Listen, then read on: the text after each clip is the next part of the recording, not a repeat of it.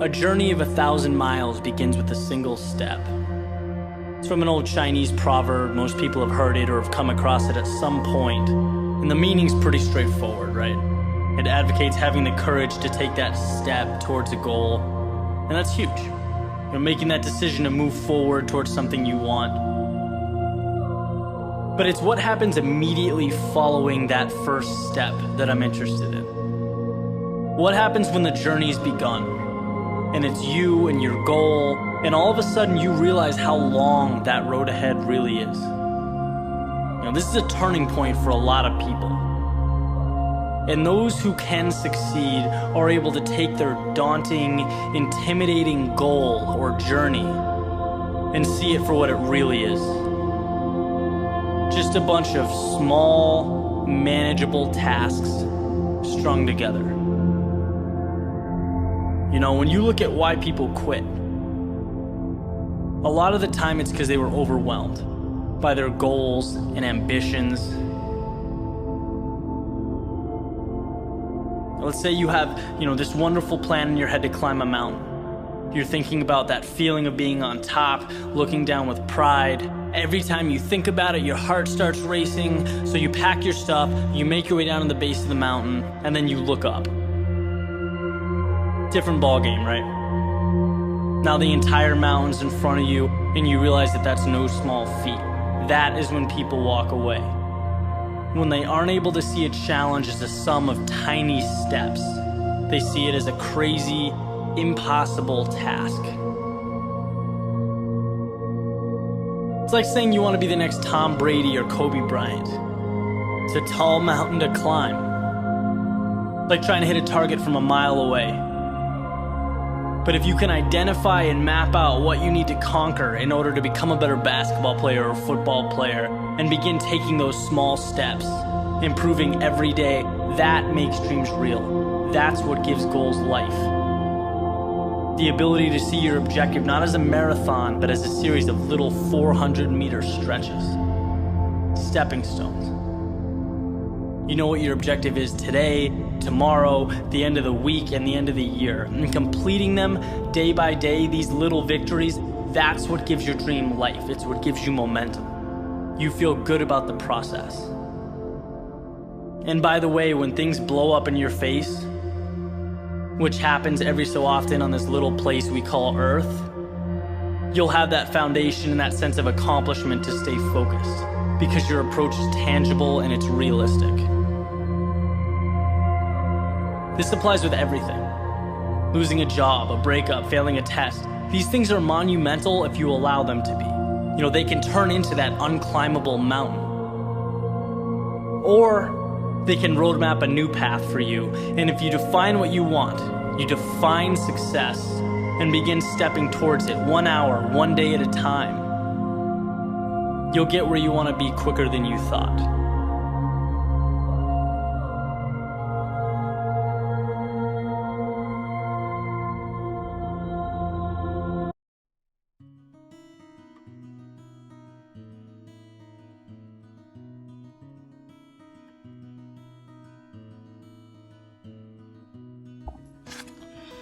I'm Neil Perlmutter, the head coach of the men's basketball program at Miracosta, and in 2019 we set a lofty goal, which was to win the Bay League title for the first time in 20 years.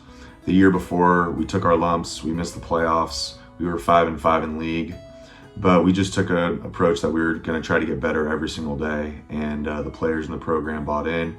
We worked extremely hard. It took practicing year-round and putting in extra time before, after practice, gaining weight in the weight room, getting stronger, and the end result was beating the odds. We were not even ranked in the preseason of the Daily Breeze polls. We ended up going 9-1, winning league, beating Redondo for the first time in 9 years, and capturing the Bay League title. It was a great accomplishment, and it was great to see the team come together and believe that we could accomplish things that hadn't been done in a long time.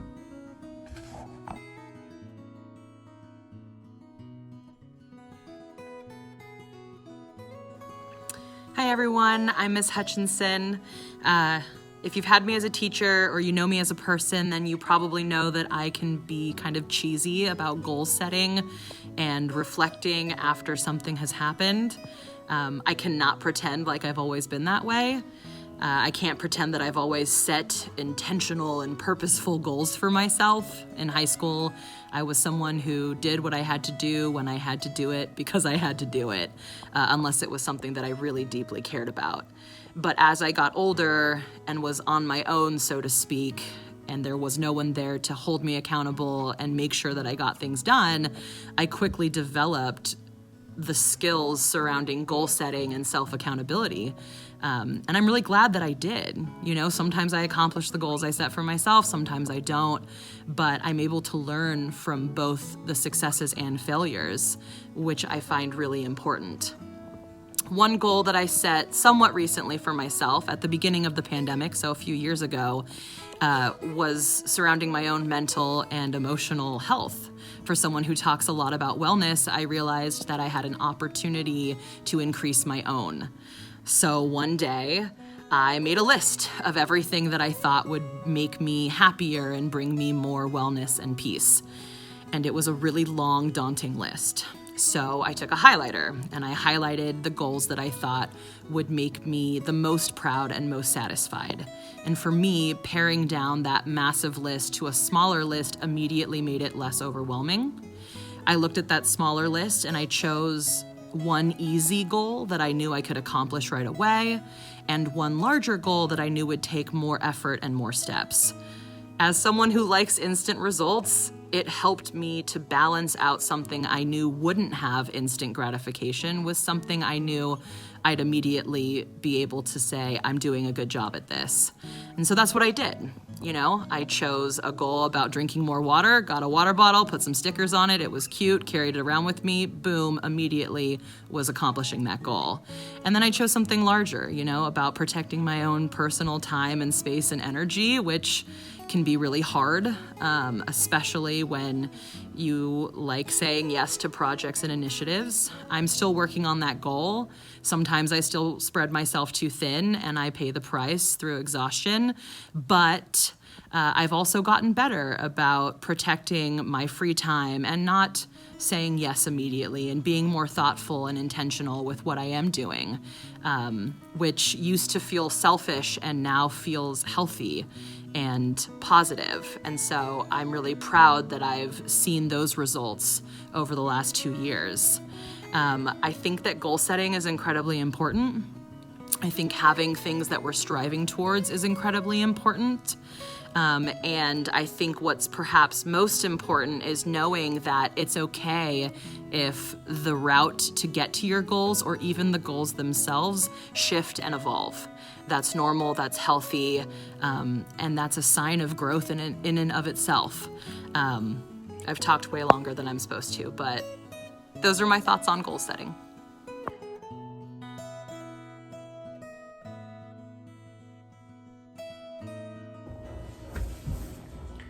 Hey everyone, I know we're working on videos for SEL Week and wanted to share a quick little story. I'm Keith Ramsey, I'm the baseball coach here at Miracosta High School, and just like any young guy out there, I wanted to make the baseball team my first year of high school baseball. And went out there, did the whole tryout, didn't do very well, ended up getting cut. Well, as bad as it was frustrating, I was hurt, but I set a goal that the next year I was going to do everything in my power to make this team. So I practiced, worked as hard as I could, showed the determination, and ended up making it my sophomore year in high school and ended up playing a long time after. So obviously, the goal is to show a little persistence, continue to work at it, and if you care about something bad enough, it's got a good chance happening. So hope this helps. Have a great week, and so proud of all the Mustangs. Talk to you later. Bye.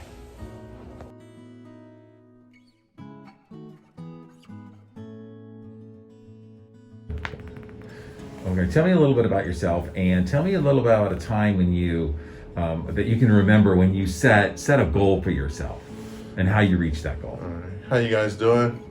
I'm Chano. I'm the security. I'm the basketball coach here also. But one of the goals that I set in high school was to become a top player and get a scholarship to play college basketball. So growing up, I didn't really play basketball. I started basketball late in my career. So for me to want to play college basketball was a huge goal.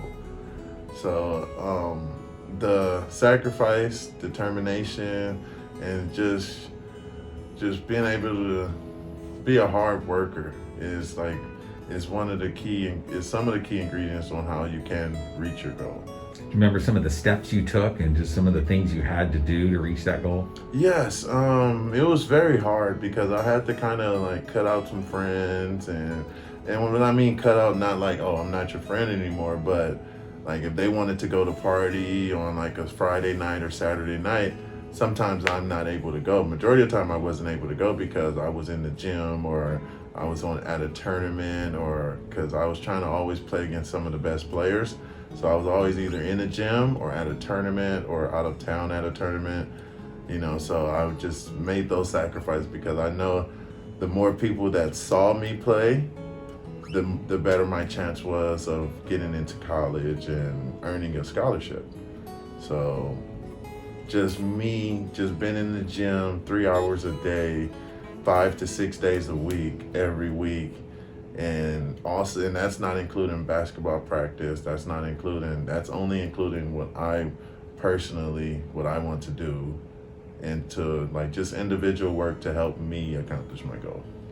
And then, so once you reach that goal, what's that feel like when you finally reach that goal and you're playing in a league that you want to play in, or for the college you want to play for, and you've reached that goal? Tell me a little bit about how that makes you feel.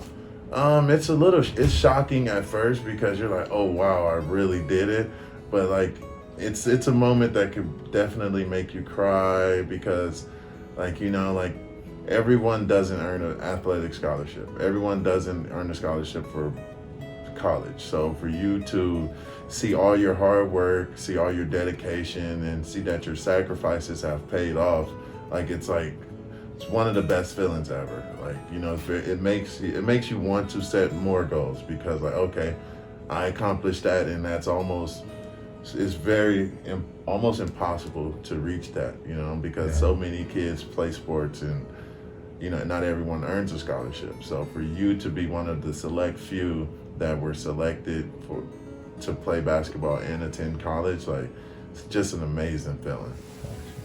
And reach their goal, or just to be, successful in life in general? Just never give up. That's one of the main things you can always take with you, regardless of it's school, work, just your life at home, or anything. Just never give up. Continue to try, because I failed so many times before I was successful. When I started playing basketball, I wasn't really good. I could have easily could have gave up when it got hard. But when it got hard, my passion for it took over. I wanted to be great. So if you want to be great, you can never give up. If you fail, you have to keep trying. You fail again, you keep trying. Never give up. Never settle.